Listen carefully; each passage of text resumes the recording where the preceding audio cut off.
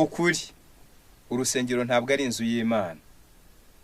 Abantu benshi bakunda urusengero kuruta uko bakunda Imana. Bajya bababara cyane iyo batandukanye n'urusengero kuruta uko bababara batandukanye n'Imana.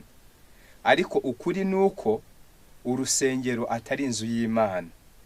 Inzu y'Imana ivugwa muri Bibiliya mu gitabo urwambere rw'Abakorinto ibice 3:9. Bibiliya iravuga ngo muri umurima w'Imana n'inzu yayo. Twebwe abasenga nitwe umwuka w'Imana turamo, nitwe nzu y'Imana. Bibiliya mu gitabo cy'ibyakozwe n'intumwa ibice 17:24. Bibiliya iravuga ngo Imana yaremye ijuru n'ibiyirimo, iyo kuko ari yo mwami w'ijuru n'isi, ntabwo iba mu nsengero zubatswe n'abantu kandi ntikorerwa n'amaboko y'abantu nk'ugira icyo akennye. Umva ukuri, urusengero ntabwo ari inzu y'Imana. Salomo ubwe ari we wubatse urusengero. Urwo rusengero ntabwo yarwubatse ngo bamarayika bajye barusengeramo. Urwo rusengero Salomo yubatse ntabwo yari inzu y'Imana, ahubwo rwari rwitiriwe izina ry'Imana ariko atari inzu y'Imana. Bibiliya ibihamya iti mu gitabo cy'Abami ba mbere ibice 8:27, Salomo ubwe yaravuze ati, ariko se ni ukuri koko Imana izatura mu isi? Dore ijuru n'ijuru risumba yandi ntirikwirwamo, nkanswe y'inzu nubatse. Birumvikana n'ijuru Imana ntirikwiriwemo iyo wayubakira inzu ya metero 20 ngo ituremo. Urusengero ntabwo ari inzu y'Imana.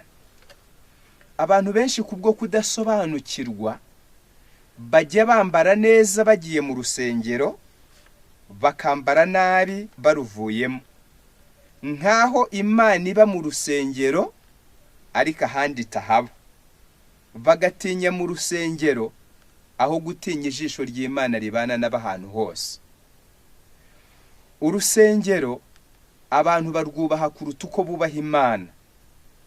Abenshi kubwo kutamenya banga ukwemera ukuri kuko ababwiriza ukuri batari kubwiririza mu rusengero.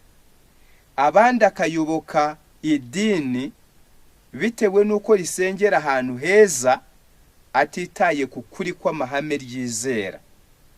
Umva ukuri, urusengero si inzu y'Imana. Ndagira ngo mbasobanurire ntya. Mwabaza muti none se kubera iki Salomo yarwubatse? None se kubera iki Imana yashishikaje abantu mu gihe cya Hagayi ngo muteme ibiti mutwubakira urusengero? Ndababwira ngo ubuturo bwera aribwo bwubatswe na Mose, n'urusengero rwubatse na Salomo rwabaga rumwe gusa mu gihugu.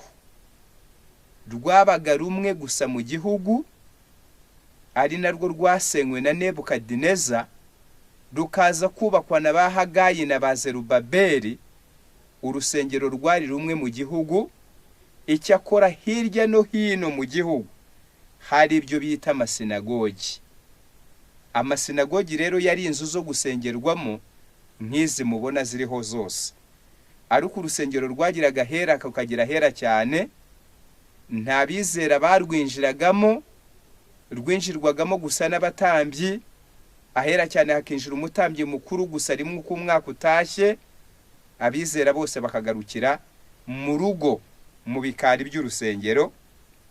Ubwo rero ntabwo iyo niyo yitwaga inzu y'Imana, yitiriwe Imana, nirwo Salomo yubatse. None aya masinagogi yari hirya no hino mu gihugu, yo ntabwo yubatswe bitegetswe n'Imana. Muri Bibiliya uhereye mu itangiriro ukageza mu byahishuwe, nta murongo wa Bibiliya utegeka abantu kubaka isinagogi. Ahubwo rubanda bararwiyubakiraga kugira ngo bugame imvura n'izuba, nta kundi kwera kurenze aho. Kuhita inzu y'Imana rero umuntu abayobya ababwira. Kwizera ko urusengero ari inzu y'Imana, umuntu aba yizeye ikitari ukuri. Kwizera yuko urusengero ari inzu y'Imana bituma dutinya mu rusengero, tukifata neza turi mu rusengero, kandi mu rusengero ariho abantu bamara igihe gito, amasaha atarenza ne mu cyumweru. Ariko kuko batinya yuko aho ngaho ariho Imana iri, niho bambarira neza, niho bavugira neza, niho bifatira neza, mu buzima busigaye umuntu akifata uko abonye kubwo kwibwira yuko Imana ituye mu rusengero. Wumva ukuri, urusengero ntabwo ari inzu y'Imana.